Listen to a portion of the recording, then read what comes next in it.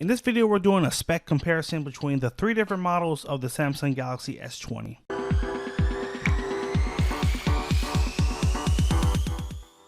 Hey everyone, thank you for joining us today. If you want to stay up to date on all the mobile technology coming out and learn cool tips, tricks, and hidden features, make sure you hit that subscribe button down below and tap the bell to turn on post notifications so you can be alerted every time we post new videos. Today we're going to take you through the three different models of the S20 and just help you break down the differences in the specs and hopefully make your decision of which one you'd like to get.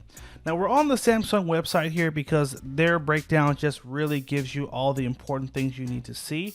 So just to make it easy, we're going right with what Samsung has put together.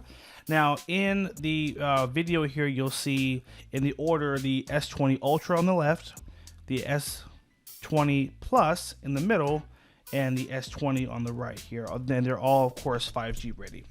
So we're going to go ahead and start with performance. Now you are getting the largest battery, as you can see, on the Ultra at 5,000 milliamps, 4,500 on the S20 Plus, and 4,000 on the regular S20.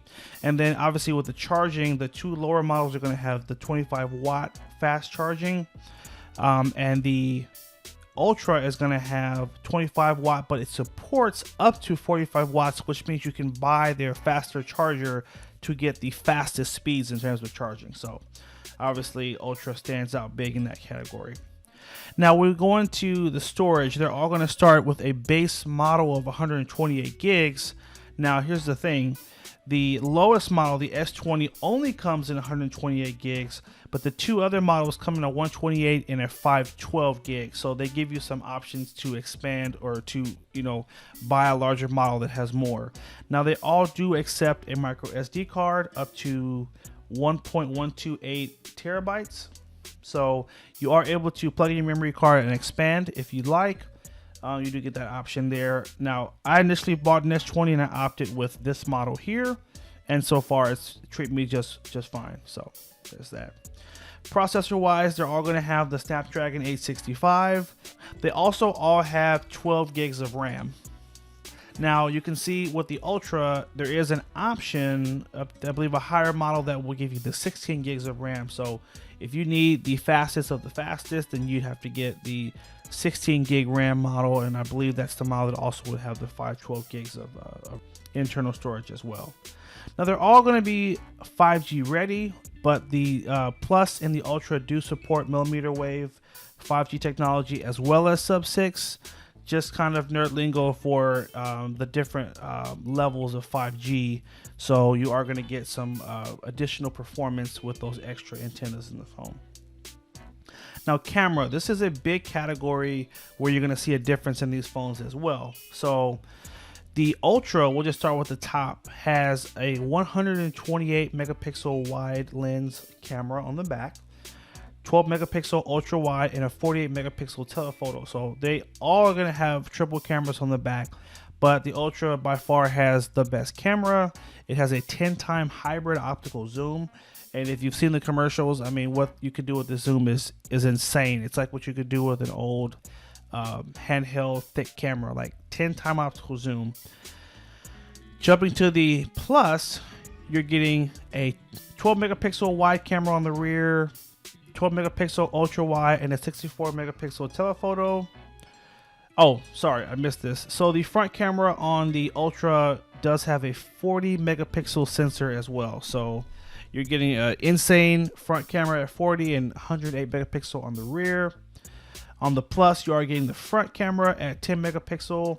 And again, the Plus and the base model, the cameras are very similar. 12 megapixel wide, 12 megapixel ultra wide, 64 megapixel telephoto, and front camera with 10 megapixel. So basically you're getting just about the same with the Plus and the base model.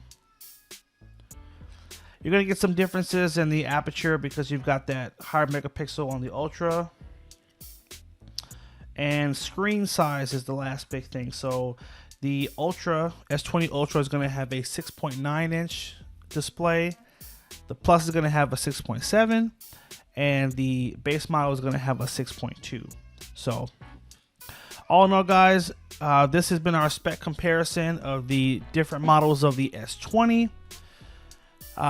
What you don't see on here is price, and obviously price is another big factor. So the base model of the S20 does start at $1,000. The base model of the S20 Plus starts at $1,200, and I believe the S20 Ultra starts at $1,400. We can go ahead and click on it to get some pricing details here, but basically this is kind of how they square up. It really just depends on how much you have to spend and what features are really most important to you. But yeah, so it looks like base model is going to be $1,400 for the S20 Ultra. So now you've got the specs, and now it's time for you to make your decision. I'm going to leave a link in the description below of where you can buy these phones. Important thing to note, if you do buy directly through Samsung, they do give you an option to trade in phones. So up to $600 trading credit. And as a little secret, I did a trade in recently, and I traded in a Note 10. And they actually gave me $700. So they gave me more than what was advertised. So as you can see, if you have a Note 10 5G, Note 10 Plus, or Note 10, those are the three phones that they actually give you the highest trade-in value at $700. Everything else is going to be $600. So trade that phone in, and that drops the price down significantly. Drop a comment down below. Let us know which S20 you're going to go with and what feature is most important to you. Like, favorite, and share the video if it was helpful. Hit that subscribe button, and also follow us on Twitter, Instagram, and Facebook at H2 Tech Videos. Thanks again for watching. Take care and have a good one.